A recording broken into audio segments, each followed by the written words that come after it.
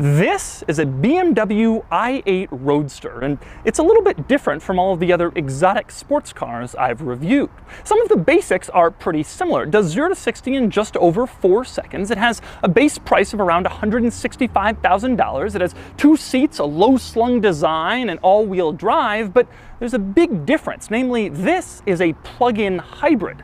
It has a 3-cylinder gasoline engine mated to an electric motor that can drive the car for around 20 miles on electric power alone.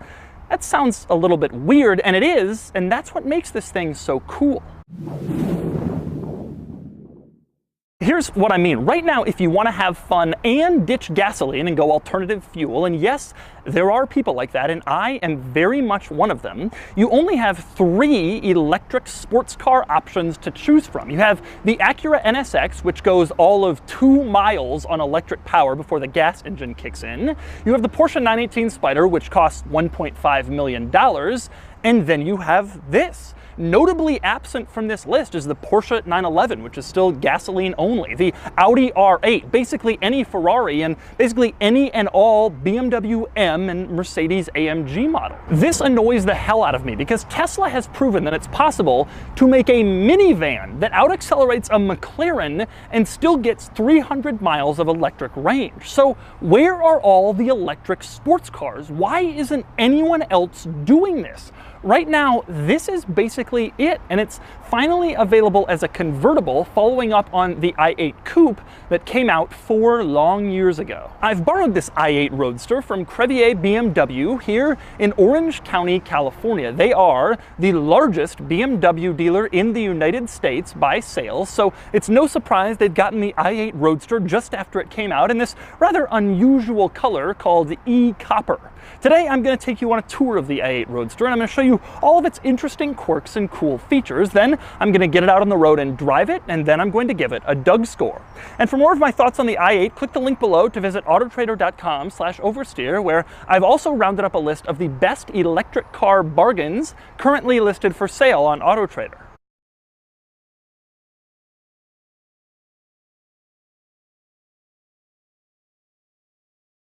Now I'm going to start back here with my favorite design detail of the i8, and that is the fact that you have the roof line coming down here and you have this wheel arch coming up here, but they don't quite meet. Instead, this is a hole. It's fluid, so air can pass through it for better aerodynamics, and I think it's just one of the coolest looks. When you see this car on the side, you might think there's not a hole here, but when you look at it from this angle, you can tell that there is, and that is a neat little trick. And BMW makes cool use of the hole and how it ends up in the back. Namely, there's a little gap here, and the turn signal is on top, and then the brake light kind of comes around and covers everything on the bottom, and then the gap is in the middle, and it ends up being one of the coolest turn signal taillight designs in the industry too. It's a very cool look in the back of this car. And since we're around back in the i8, something worth mentioning back here, if you look closely at the rear styling of the i8, you will see that it looks like it is giving birth to a Porsche 911. Here's what I mean. Here is the back of a Porsche 911. Okay, you see how that looks. And then come back to the back of the i8, and you can see that the rear of the i8 looks like it is sort of around this center panel, and this center panel looks just like a 911. It looks like a 911 is sort of popping out the back of an i8. It's one of those things you don't see until it's pointed out to you, and then when it is pointed out to you, you can't unsee it. And now every time I'm behind an i8 in traffic, I look at the back and I think that there's a 911 coming out the rear of the i8. But next we move on to what might just be the i8's craziest rear characteristic, and that would be the exhaust. Now check this out, the i8 has dual rear exhaust. This in spite of the fact that it's only a 3-cylinder gasoline engine. If you thought dual exhaust might be overkill, well, you're correct. Only the one on the passenger side is actually a functional exhaust. The one on the driver's side has a speaker in it. Now I know what you're thinking, well, yeah, I know automakers are piping in fake sound from the outside into the cabin, and speakers and exhaust, that's pretty common. No.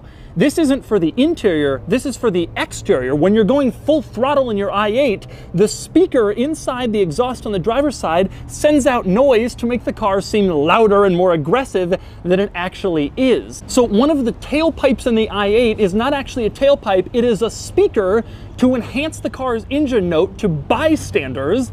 That is one of the most bizarre things I've ever heard. Next up, moving down the side, another interesting i8 item is the fact that the i8 Roadster says Roadster in this little panel behind the front windows to emphasize that it isn't the crappy, basic fixed roof coupe version. Now, that's not all that uncommon. Automakers do that a lot. The weird thing is that the coupe now says coupe on it. I find this odd because most of the time coupes don't brag that they're coupes. That's just sort of the default, and then you can pay extra to get some weird body style, but the i8 does in fact brag. Now, the funny thing is, of course, that it's very easy to tell apart the i8 coupe from the i8 Roadster, given that the Roadster has a soft cloth top that folds down, and the coupe has a fixed metal roof. But if you still needed help, BMW helps you by saying coupe on the coupe and Roadster on the Roadster. Next up, we move up to the front of the i8, where there are a couple of interesting quirks, one of which is the fact that the BMW grills in the front of this car are fake. Now, on gas-powered BMWs, obviously the grills are important to get air into the engine, but in this car, the engine's in the middle, it's small, the grills aren't necessary for that,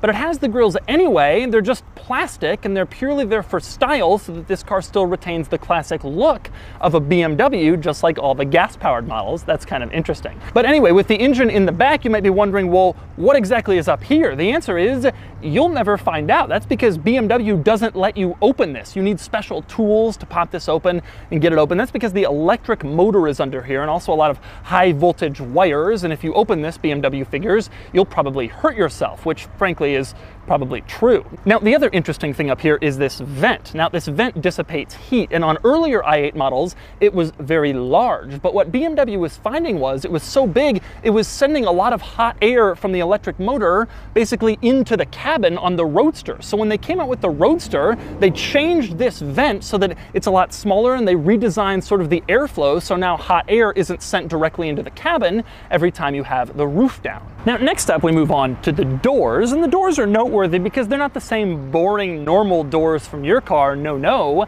The i8 has cool car doors. They open up like this, and you got to admit, that looks pretty cool. Now, in order to open them, you stick your hand in sort of this hidden little cubby behind the door. There's a latch there, and then it pops open, and the door is up for all to see how cool you are. And with the door open, there are a couple of interesting quirks worth noting, one of which is closing it again. Now, instead of having to place your hand here and get handprints all over the door when you close it, BMW has placed a little plastic cubby right here, the same one you use to open the door, so you can just put your hand in here and close it, and the door still looks nice. Now, the other interesting thing about the door is that there's a keyhole in it. It's hidden. Obviously, you don't see it when you look at the side of the car, but if you go over on the driver's side, there's a little keyhole sort of hidden in that cubby. So if the electronic mechanism to open the doors fails, or if the battery in your key fob fails to unlock them, you can still stick in a manual key to open up the doors in your i8. Now, next up, I want to talk about getting into the i8, which is actually more difficult than you might think. This car has a carbon fiber chassis. In cars with a carbon fiber chassis, it generally comes up pretty high on the door sill for added stiffness, and this car is no exception. In fact, this car has 4 different door sills. Count them: 1, 2, 3, 4, and you have to climb over each of those every time you get inside. So getting inside is no easy feat, as I will demonstrate. Oh, and of course, the door is right here, which only makes it harder. Now, getting in, obviously, that wasn't so difficult, but that isn't the hard part. The hard part is getting out. I'm not really sure how best to do it. Just kind of stick your feet over, and climb out looking like a complete doofus after you've just looked so cool opening up your door. But that's the price you pay for style. Now, speaking of getting out, that is a quirk too, because this car doesn't have a traditional door handle like every other car. Instead, there is a button near the front of the door panel that you press, and it pops open the door, and then it sort of glides open so you can easily climb out. Now, that's an electronic door popper, but what if the electronic mechanism fails? Well, fortunately, there's also a manual release further up on the door panel, so if the electronic part isn't working, you pull the manual one and you can still get out of the i8. But more than opening the door to get out, you might be wondering, how exactly do you close the door once you've gotten in? Because it's all the way over there and it's massive. Well, of course, BMW thought of that. There is a very sturdy door handle near the base of the door panel. You just reach up, pull it as hard as you want. It's not going to come off, and the door closes actually pretty easily. Not as easy as a regular door, but easily enough. But if you're like me, you're probably wondering, why even bother closing the door? Can you drive around with the doors up? And the answer to that question is yes, you can. You have to have your seatbelt on, or else the car will automatically place itself in park when you try to drive away. But if you put your seatbelt on, you can drive with the doors up, as I demonstrated when I reviewed the i8 Coupe several years ago. Take a look at that footage. Yes, you can. Now, obviously, I don't recommend doing this, considering that it destroys your aerodynamics. It vastly increases your car's surface area, so you can't get into low spaces or tight areas, and there's the obvious safety risk, but nonetheless, you can do it in case you really want to drive home the point that your doors are cooler than the doors in every regular person's car. And speaking of the doors, here's an interesting quirk of them. This is as far down as the window rolls. Check this out. I put the window up, I roll it all the way down, and it stops right here, which kind of gets annoying, because if you're driving along or if you're a passenger and you want to rest your arm on the door sill, instead the window's there and you can't really do that. It doesn't go all the way down. Very unusual. And speaking of window-related quirks in the i8 Roadster, here's an especially unusual one.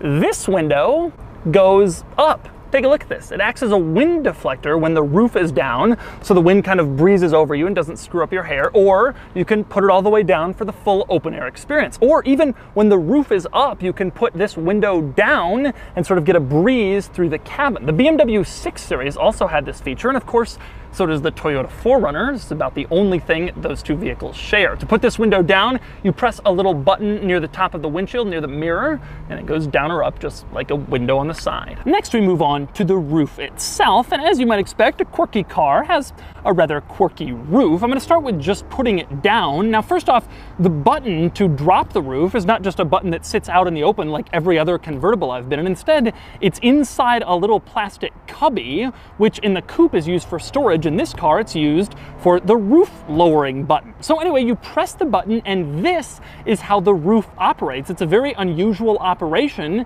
compared to a standard convertible. You can watch it go down, and since I know people love this who watch my videos, you can also watch it go up. Here you go, enjoy, the roof is going up, la-dee-da, and that's how the roof works on the i8 Roadster. It actually is worth watching because it's more unusual than a standard roof. And another interesting item, you can raise the convertible top from the outside of the car simply by holding down the lock button on the key fob. Press the button, hold it down long enough, and eventually the roof closes and the windows go up, allowing you to completely lock the car without having to climb back inside and press the interior button to raise the top. Pretty good idea. Now, you might be wondering, where exactly does the roof go? Well, obviously it goes into a little storage area back here, perfectly designed to fit it, but more importantly, it goes where the rear seats are. In the Coupe, there are 2 rear seats. In the Roadster, they had to ditch those rear seats in order to have room for the roof when it's down. Now, the benefit of this is, by ditching the rear seats, they preserved the trunk. So the i8 Roadster has the exact same size trunk as the i8 Coupe, but it loses the 2 rear seats. Not that anyone really used them anyway. Now, fortunately, the top doesn't take up all of the room behind the front seats where the rear seats used to be. It just takes up most of it. There's still a little space left, and BMW uses it for storage. There's actually a rather large storage cubby back here behind the front seats where you can stick stuff. There's also a little storage panel mounted between the 2 seats that says i8 on it. This is only designed for papers or maybe just to look cool, but look cool it does. Now, next up we move on to the trunk, which is back here. Now, like I said, the trunk space on the Roadster isn't compromised compared to the Coupe, but as you can see, it's still very small. There just really isn't all that much trunk space in this vehicle. It isn't very practical. I do like the fact, though, that despite how small this trunk is, BMW still has to put in the federally mandated safety pole so that if someone gets stuck in there, they can get out, just in case you're hanging out with the world's smallest person and they accidentally climb in the trunk. They have a way out.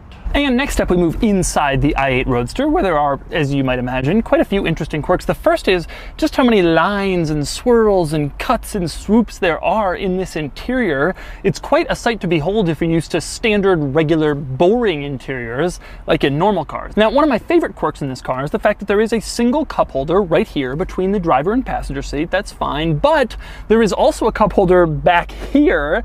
This is sort of a remnant, I guess, of when the car had a back seat. It no longer does, and this cup holder is basically out of reach. You have to like go like this to get your drink, but it's there, your second cup holder for the rear seat passengers who no longer exist. Now, our next interesting interior item has to do with the climate control vents. Because of all the swirls and swoops and gouges, this car has no room for regular horizontal climate control vents. So instead, there are two for the driver's side, and then strangely, there are two over on the passenger side of the dashboard instead of two right in the middle. It's an unusual thing, but it works with this odd interior. Next up, another interesting item is the fuel door, but it isn't interesting out there where it actually opens. It's just a normal fuel door. Instead, it's interesting in here. That's because you push the fuel door button, which is on the door panel right next to the power windows, and then the car says preparing for refueling. Nothing happens for a few seconds, and then it says refueling is possible. The reason for that is the fuel door is pressurized, and so I guess it's depressurizing when you press that button, and when it's finally ready for you to actually open it, then it says refueling is possible. Very unusual. Next up, another interesting item is interior storage. There really isn't all that much. Because of the unusual doors and the carbon fiber chassis,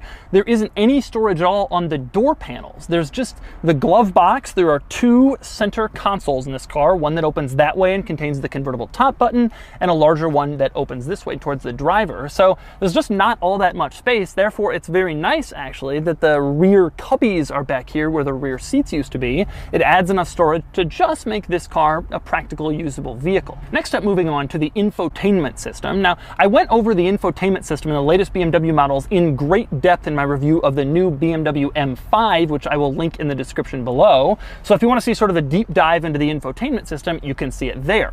However, there are a couple of interesting quirks worth noting. One is the fact if you go into an item called Technology in Action and you go into eDrive, it shows some of the cool electric happenings in the vehicle. For example, it can show your split between using the electric motor and the gasoline motor, how long you've used each, how many miles you've driven in gas and electric, and that is pretty cool. It can also show you exactly which motor is active at any given time, which is a nice feature, and obviously something the new M5 didn't have. Another interesting item, if you go into Eco Pro Tips, this car will actually give you tips on how to drive more efficiently. You have to go into Eco Pro mode to activate it, which is the most fuel efficient mode in the car. But once you do, tips will actually show up there kind of teaching you how best to drive in order to conserve fuel as much as possible. That's not something you get in a lot of other exotic sports cars. Another interesting interior item, check this out. The start-stop button is surrounded by this cool looking silver shroud, which looks nice. But check this out, when you get inside, there's some lights up there that sort of blink red, goading you into pressing the start-stop button. When you actually do turn on the car, those lights turn blue to let you know that it's on. And so those are the quirks and features of the rather quirky i8 Roadster. Now it's time to get it out on the road and drive it. All right, driving the i8 Roadster. Top down, because you gotta. Now, first impression, the driving position is actually pretty good. This car, you'll notice when you see it on the street, it isn't quite as low as some of the other exotics. It clearly kind of comes up a little bit more for more headroom. The result is that I fit in without any problems. It's actually really comfortable in here, even though it has sort of that cool exotic car look, and those things don't always go hand in hand.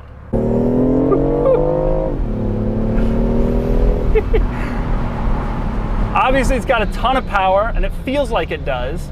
It actually doesn't have that much power. When you look at it on paper, the power number is not dramatic. It's like 400 or something. But the thing about this car, of course, because it's electric, you have all that extra torque from the electric motor. It comes on the moment you floor it, and you can really feel it. The funny thing is, you're not rewarded with the sound like you are in a normal car. So even though you're going fast, it feels like you're going fast in a somewhat sporty car, like a Focus ST, but not like an exotic sports car. Sitting in a stoplight feels like a normal car. We get AC blowing, we get the nice BMW infotainment, just like in all the other modern BMW cars. There's not really a lot of compromises that you have to make for this car. In fact, I would argue that it's the exact opposite. You get all this stuff, and you also get this electric range if you want it.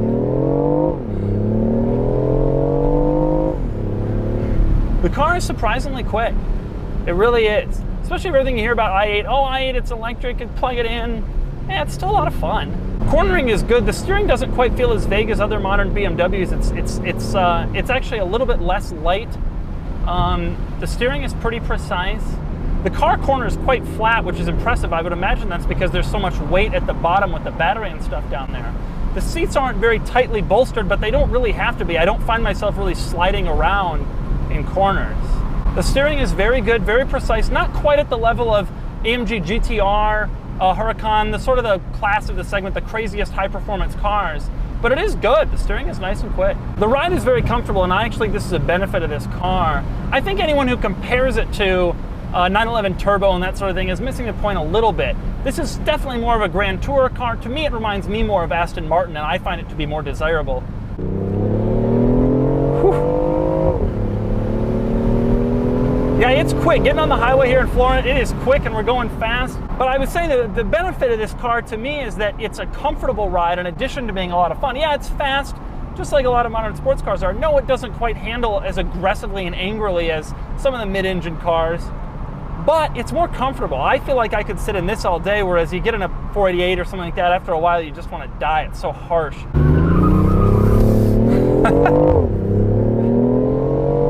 Now, turning around there, I U-turned and sort of stepped on it, and it breaks loose a little bit. Even though it's all-wheel drive, the car, there's no doubt about it, the car is a little bit under-tired. And the reason for that is you have to put on sort of economy tires. This is an economy vehicle. It's a plug-in hybrid electric car. And so BMW has struck kind of an interesting balance of having economy tires and having grippy tires. Everything I've read says they've done a good job, but there is a little whine at the very limit. And so that's the 2019 BMW i8 Roadster. This is not the fastest sports car on the market, nor is it the newest design, though I still think it looks pretty futuristic. But it does show us that electric cars can be cool, and that the future of the automobile doesn't have to be electric pods that automatically drive us around while we scroll through Instagram or take a nap. This is an electric car, and it's also fun, and it's thrilling, and it's cool, and it's a real sports car. I just wish other automakers would follow suit. Anyway, now it's time to give it a Doug score. Starting with the weekend categories and styling, the i8 is head-turning and cool-looking, but not necessarily beautiful. It gets an easy 7 out of 10. Acceleration does 0 to 60 in 4.4 seconds, which gives it a 7 out of 10. Handling is sharp, but not quite on the level of supercars, and it gets a 7 out of 10. Fun factor is good. The i8 is enjoyable to drive, but I find it a bit more relaxing than I do thrilling or exciting, and it gets a 6 out of 10. Cool factor is high, though. Car enthusiasts have gotten used to it, but regular people still freak out when they see the i8, and it gets a 7 out of 10 for a total weekend score of 34 out of 50. Next up are the daily categories, starting with features. It has good equipment, but it's probably only worthy of a 6. However, the plug-in hybrid tech gives it a little boost to get a 7 out of 10. Comfort is good. The i8 is nice and relaxed with comfortable seats and a smooth driving experience, and it gets a 6 out of 10, which is pretty high for a car like this. Next up is quality, which is fine. The interior is nice enough, though I do worry about long-term reliability, and it gets a 7 out of 10. Practicality is abysmal. There are only 2 seats, and the trunk is laughably small, and it gets a 2 out of 10. Finally, there's value. The i8 is expensive given its performance numbers, but it's also striking and cool and nice to drive. Also, used examples of the coupe haven't depreciated as much as I would have expected, so it might hold its value decently well, and it gets a 6 out of 10 for a total daily score of 28 out of 50. Added up, and the Doug score is 62 out of 100, and you can see how it compares to rivals. It loses to all these cars in the Doug score, but it's also way cheaper than all these cars, and I'm surprised how well it holds its own. The i8 may not be perfect, and car enthusiasts have been slow to warm up to it because it doesn't have a big old V8, but it's proof that the future of the car doesn't have to be boring. And for that reason alone, I think it's an excellent car and an important trailblazer.